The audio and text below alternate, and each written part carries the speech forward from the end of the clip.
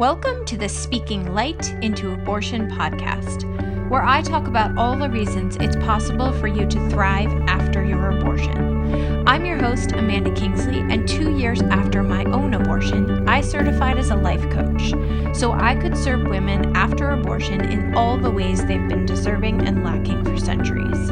Consider this your launchpad for finding strength and community in yourselves and in each other. In this episode, I'll be chatting with Morgan. She's a past client of mine who I continue to explore and celebrate this work with. In every episode, I read a blog post I've written and we follow up with a conversation about the topic at hand and what it means for women and their ability to thrive after abortion. Happy listening, and as always, feel free to send me your reflections and questions at the pod blog page on my website, amandakingsley.com. All right, the foundation of the coaching work I do, as you know, is with women after abortion, and it ties back in my mind to one super powerful moment in their story. It's the moment that they said yes.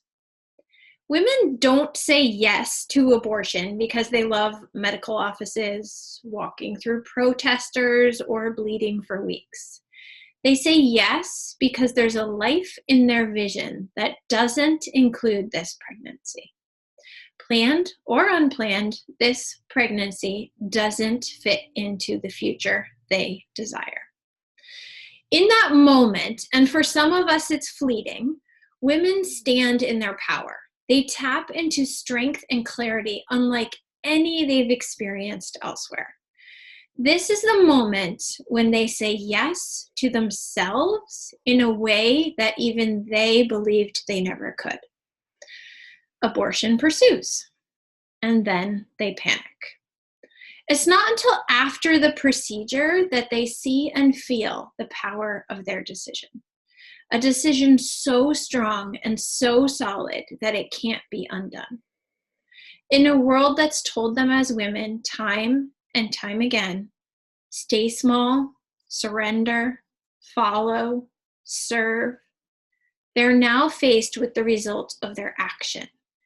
In this moment, they're faced with the reality that in saying no to the life of their unborn baby, they've said yes to themselves in a way that feels unimaginable.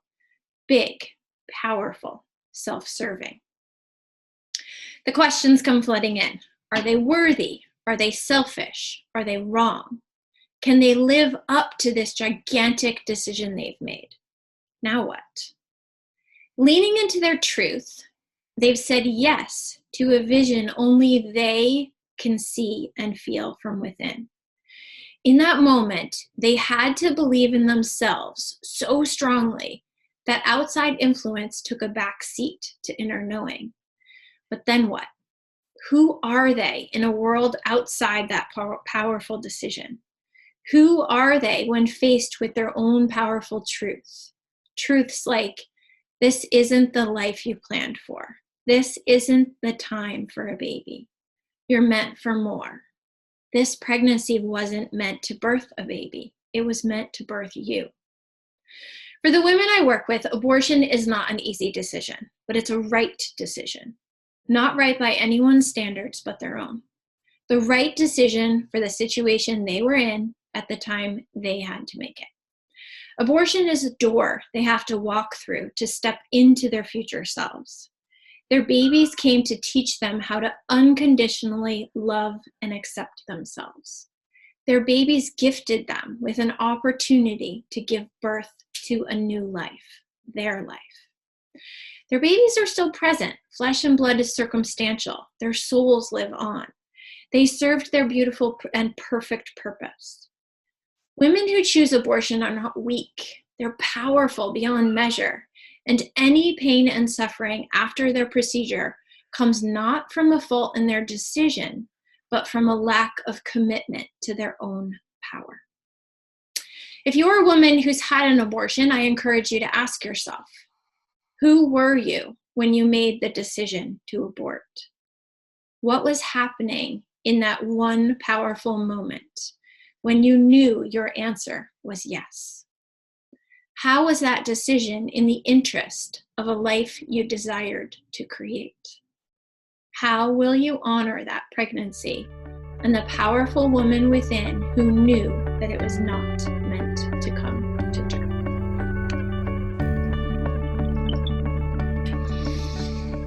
Ooh, hi. Hi. That was so good. How do you honor that pregnancy? Yeah, I feel like this is the center of the work that I do, right? Is to give meaning to that pregnancy, Yeah. even though it didn't result in a baby. Yeah. That's like the battle I feel like I'm fighting right now is the shame that's coming up of like I wasn't ready to have that baby. My life wasn't ready for it. And then also feeling like I want to grow for the new baby that I will have eventually. Yeah. Yeah. Isn't it interesting how, like, I wasn't ready for that baby, but I wasn't also ready for me, right? You made that decision for you. And the reality is, you have to be as ready for you as you would have had to been for the baby. It's just a different path.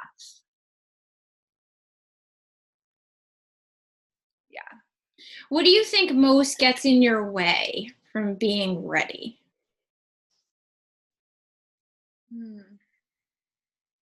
What does that mean to not be ready? What most gets in my way is the way that I see myself. What does that mean? It means seeing myself as still being immature, as having all this work to do, flawed, and like I have these problems that I don't want to be passing on to a child. Yeah. So, isn't it like in that moment that you decided this isn't the life I wanted for myself or for this baby, right? Like, you made such a powerful decision to become a stronger person, right? But then after the decision's made, you're like, well, how am I going to do that? I feel like that's where the confusion is. It's not necessarily in, it's like if you had had the baby, you would have had to face the reality of growing into becoming a mom because that baby holds you accountable, right? We don't get a choice when we have children in our arms to not, I mean, we cannot do the work, right? Like we cannot step into motherhood. We can just like abandon our children and do nothing. That is a choice. But most of us kind of step up to the plate in one way or another. It's not like perfect. But when you decide to give birth to you instead of a baby, you have to hold yourself accountable. Yeah. And that's so much harder. It is so much harder. It's like much bigger work, which is wild because you're like, what could be more work than caring for another human being? Right? Like, that feels like such big, important, respected, amazing work in the world. But like, it's actually, in my belief, so much more powerful to take care of you so that you can, in your case, take care of a future baby. Right. Like in other people's cases, it's like maybe their pregnancy was like abnormal or didn't go as planned, or like something happened and maybe it was a planned pregnancy.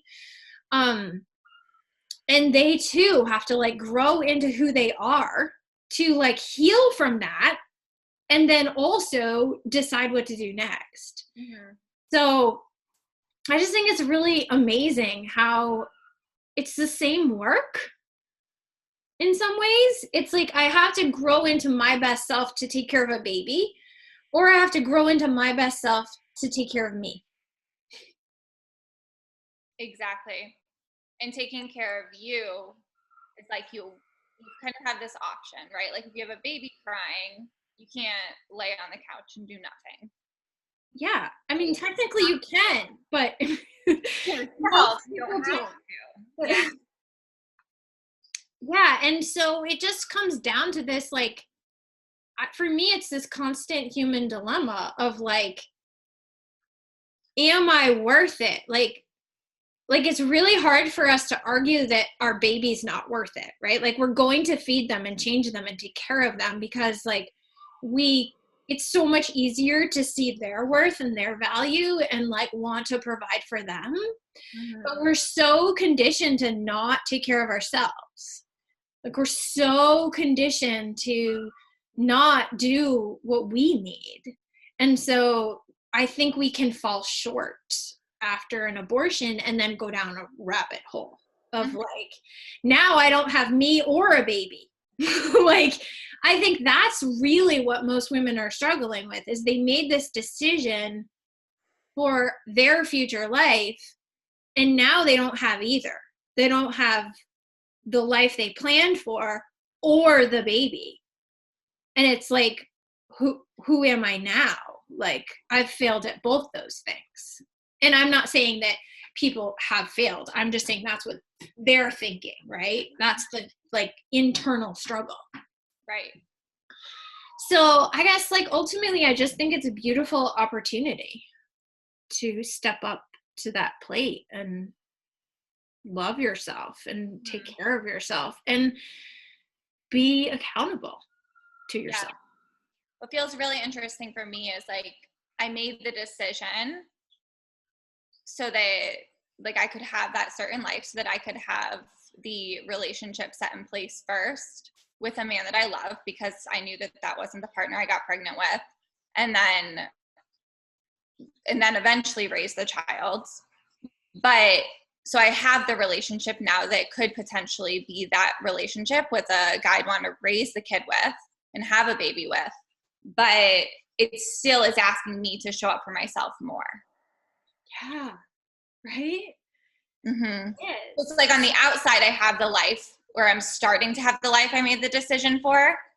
But on the inside, it's like I'm still having to do that work and show up for it and for myself. Yeah. So what's your why for doing that work?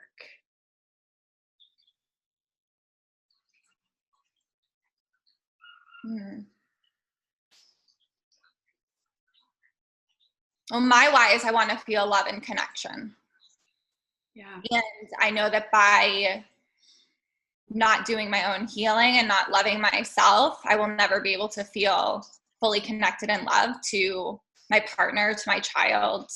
I won't be able to really be present. It's kind of a mind trip too, because like when we have babies, and Morgan is not yet a mother and I am, so we're all coming at this from different places. Like, but when we have children, it's really easy to say like, of course I can love someone else without loving myself. Because we love our children so much, like it feels like it negates that argument. But the truth is, we're never capable of loving them the way that's possible. And so you have this opportunity now to love yourself in the deepest, most powerful way. And it like, some people aren't going to like that I say this, but if you do that work, you have more opportunity to love your future children in a deeper, stronger, more powerful way than those of us who haven't done the work before we had kids. Like, I feel this way about my own kids a lot. Like, I found coaching and I found entrepreneurship and I found kind of like the personal development world after I had 3 kids. And I feel like I could have been such a different mother to them if I'd found this before. I'll never go, like, I would never go back. I would never change it. It's not like I regret it, but I can see the power of what could have been possible. Mm-hmm. Like, what if I had owned my own power and loved myself and really been confident and courageous and like knew how to take care of myself, like how could I have shown up and taken care of that baby in a different way? It would have been completely different. Like, my kids are amazing. I do think I'm a really good mom, but it could have been better. And so a lot of people don't want to talk about that. They're like, no, it's great. I love my kids. It's amazing. Like, I wouldn't do it any other way. It's like, well, yeah, I wouldn't, but I could have. It could have been really different. And so you have that opportunity to make it really different. Mm-hmm. And that is so beautiful. Yeah. I was definitely like coming into the personal development world like at a deeper level as I got pregnant. Yeah. So it was like that I really had to face that, like, and is this the type of mom I want to be? Like, am I really ready yet? Yeah.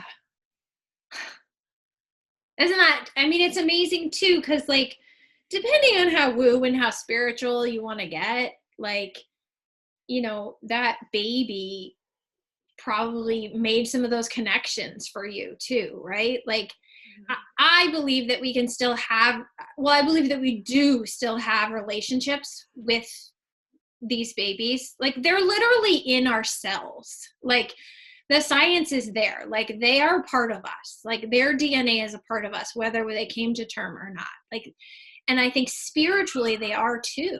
Like, they're here to help you, to show you, to connect you with the right people, right? To show you the right books, to introduce you to the right new man. Like, not everyone believes that, but I do. And I find it super comforting to know that we have that spiritual connection with these souls.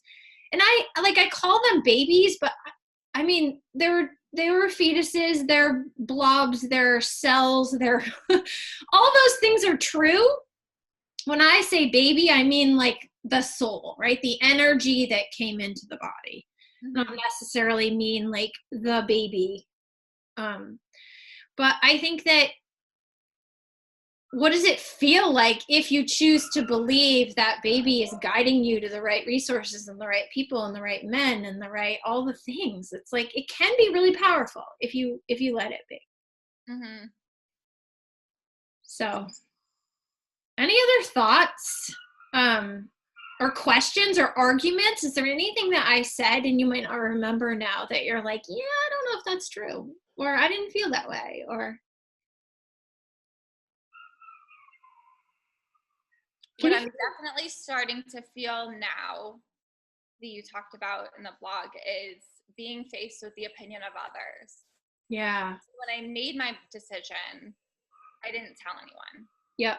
Except for people like coaches who I knew would support me. Yeah. And now I'm starting to hear opinions of other people, and it's so loud. And it does bring up like a feeling of like guilt and shame and like wanting to hide and not tell them this thing about you, because you know where they're standing. Yeah. The potential that, oh, they might reject you. They are going to have different opinion of you if they knew. You know what's really interesting? I never really made this connection, but every mother who's ever been a mother in the world, like outside of her isolated room with her baby, gets so much unsolicited advice and so much unsolicited opinion and so much like just bombarded with other people's ideas about how to co-sleep and other people's ideas about how to nurse or not nurse and other people's ideas, right? Like, we're faced with all of that as mothers too. We just, again, we override it because our love for our baby is so strong that we override the other people's opinions. Not always. Sometimes they really F with us. Like, sometimes it's really not good. But it's just, for me, it's like circling back again. Like, you would have been there with a baby. You're here without a baby. Like, all of it is the same lessons. It doesn't really matter what the circumstance is. You're given the same opportunity to believe in yourself, trust yourself, listen to your own word, like, hear other people's opinions, but not be sculpted by any opinion other than your own. It's like, does that make sense? Yeah, I think that's such a good way of looking at it. Like, so either way, because once you're pregnant, you become a mother, right? Yeah. And so when you become a mother, you're going to have opinions of others either way. And so that's all it is they have an opinion of how you mothered, right? Exactly. It's so crazy. Yeah. And like, I think we just tell ourselves, well, it's easier for people to judge us when we're a mom because it's just how it works. It's how the world works. Everybody judges each other. It's like the norm to judge moms. It's still not like the whole abortion conversation is so not had in the same way. And it doesn't, like, I don't know how to say this, but like our kids are almost like this, they're like this shield. We can like hold them up and protect ourselves with them. We still have to do the same work, but we're not having the same conversations with each other because there's this being that's like physically there. But it's still all the same work. And so if you can just see it as like, oh, I just have a different opportunity to do the same work now that I chose abortion. Right. It doesn't stop me from ever having a baby. It's like, there's no physical evidence that having an abortion stops you from having a baby. There's really no spiritual evidence that having a baby stops you or having an abortion stops you from having a baby. So now you just have two opportunities to do this work, right? And maybe you can do it before you choose to have a family. But yeah. It's all super thought-provoking. And I think just like my hope in this podcast and in the work that I do is that we can just start asking these kinds of questions and like thinking about it in ways that maybe aren't being talked about, and like taking away the shame, taking away the pain. And we're just feeling it and knowing I would have felt it the other way, right? I would have felt shame as a mom, or I feel shame as a woman who had an abortion, or I feel shame as both. I'm a mom and a woman who has an abortion, right? Like shame is shame. It doesn't matter where it came from. Mm-hmm. The gift is to work through it. Yeah. And working through it now will probably help to prevent/prepare you for the shame that's going to come when you do, in my case, when you do become a mother. I totally agree. Right? I totally agree, because then you're like, oh, I remember this. This is that part where I feel shame. I got this. Like, does it feel good? No. Am I going to die? No. Like, I've been there, done that, right? I think that is, in lots of ways, that's a gift that our abortion can give us. And grief would be another place, right? Like, if you can actually grieve that experience, not necessarily the baby. For some people, it's the baby. For some people, it's just the experience, right? It's just like this thing that I didn't want to happen happened.